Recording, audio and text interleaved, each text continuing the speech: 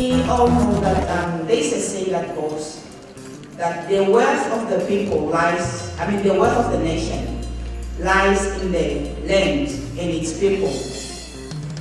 Hence, the reason we are here today and what this fifth legal pathfinder on access to land and streamlining rate delivery process across the country. The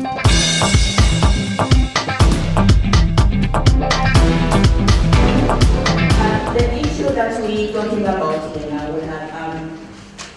stemming from last year's conference and also from previous engagement with local economic development officers, CEOs, and councillors, is the main obstacle of attracting and retaining business is the lack of access to land. And that issue came a long way. And if you have to attract and retain businesses in your locality, they need land. You cannot just call them and then there's no where they can put up their business or where they can extend their businesses. Hence, this year's Lead Pathfinder Conference will provide a platform to turn those change in tangible improvements on the ground. Whatever we are going to discuss here, we need to turn it into tangible improvements to address that issue. I would like to highlight on the background and timelines where this issue is coming from.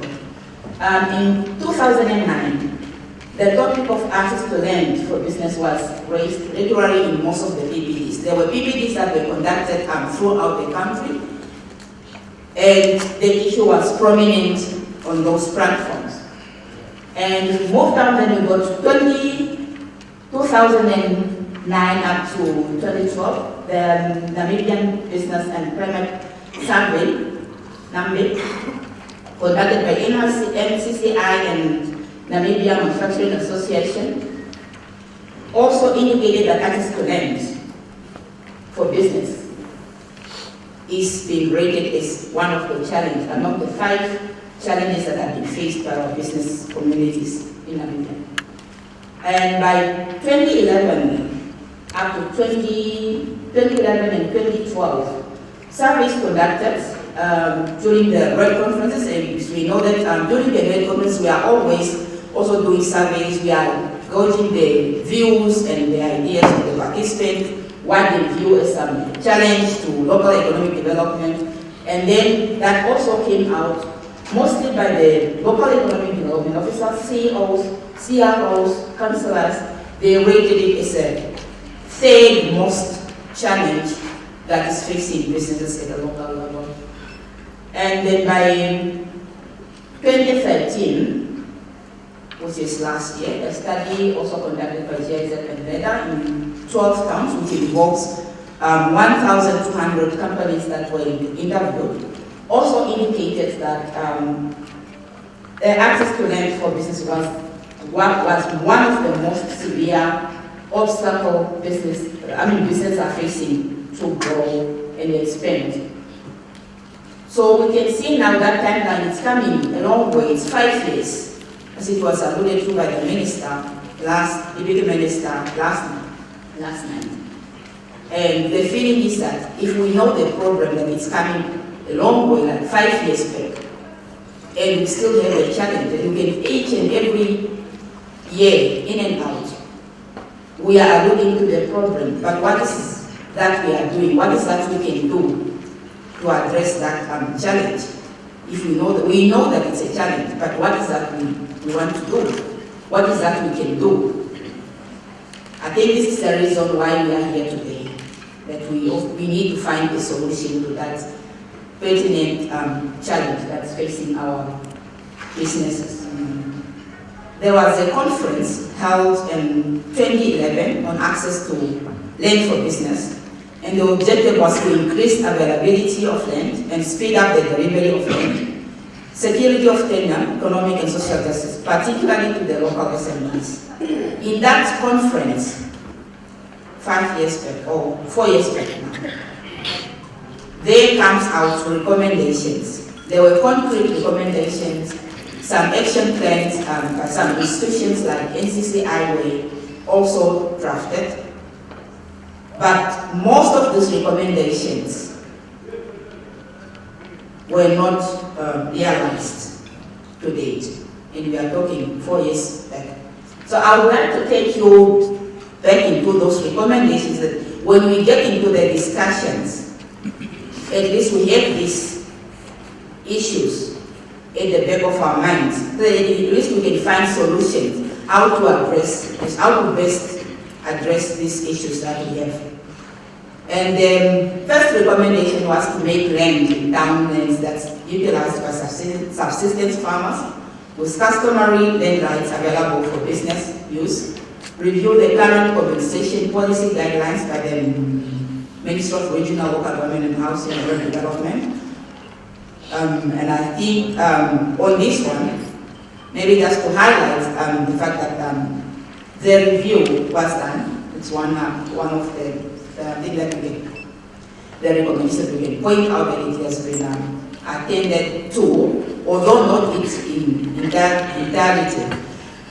The second one is to change the legal and regulatory provision of processes that deal with the delivery of land for business. This is the main bone of contention, where we're talking now of streamlining the process, to shorten the process, to deliver land, to make land accessible or to make it available to those who need it, especially businesses. And under that, we have sub-recommendations, which is to repeal, amend the Land Use Planning Ordinance of 1954, and to make provision for bringing all processes related to planning under the Ministry of Regional Local Government Housing, and to harmonize the provision for granting of leasehold in leasehold rights and licensing for business in communal areas, business plans, valuation, and collateralization across the region, and also to organize a countrywide awareness and information campaign by, this should have been done by NCCI, ALAM, NALAO, and AP. So there will be, some of the institutions will be presenting, so they will be indicating to us as to what happened or what have they been able to do or carry out as part of the recommendations that came out from the conference of 2011. Another event also building up to this conference, it's the study done in the northern regions of Namibia, which is this year. It's not yet released, or we are releasing it here now, the recommendations, or not the whole study.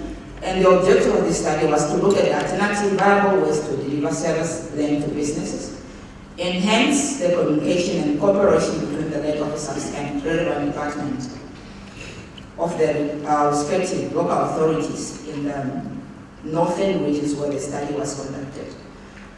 And the recommendations that came out of that study also were discussed at the northern region forums by the which is attended by the CROs and the RED practitioners.